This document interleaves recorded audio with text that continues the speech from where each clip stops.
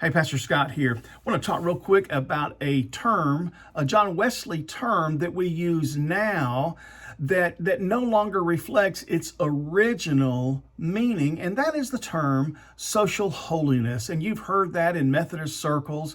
And when we talk about social holiness, we talk about the ministry to those that are under-resourced and justice, and those very and crucial elements of ministry, which were near and dear to John Wesley's, not only his teaching, but also his practice.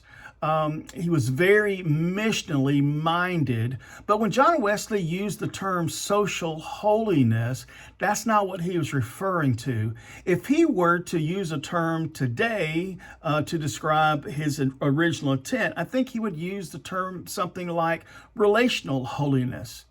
Because part of John Wesley's teaching was the importance of Christians being in relationship with one another and sharing their lives together, because he understood the importance that would have in spiritual development and in us living out our faith with intentionality and in a strong way, that we needed each other. We need to share where we've seen God this week. We need people to remind us of how to live out our faith and to keep us accountable with one another.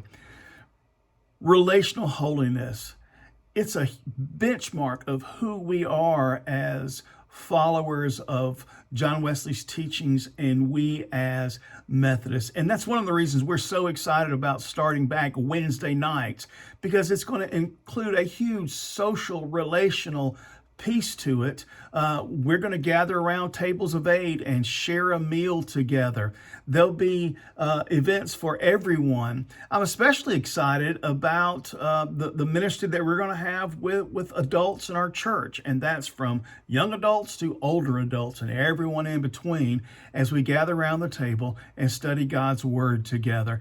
And I so hope you will make a point to be a part of this. The important things in our lives require an intentional commitment.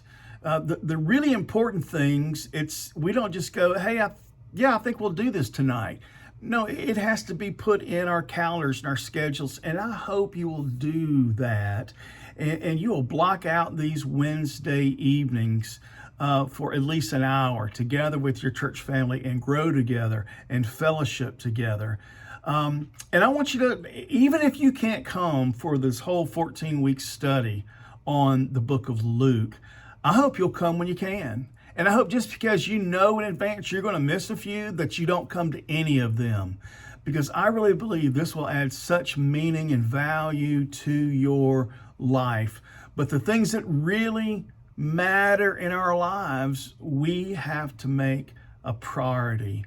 And so I hope you'll do that starting next Wednesday, August the 18th. And I look forward to seeing you and fellowshipping together and digging into God's Word together. Be blessed.